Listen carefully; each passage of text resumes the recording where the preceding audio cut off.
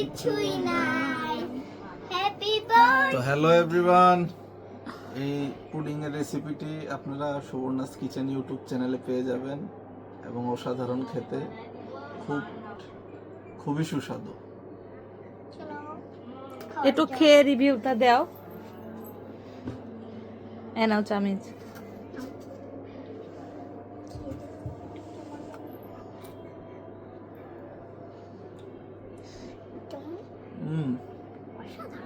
অসাধারণ। অসাধারণ।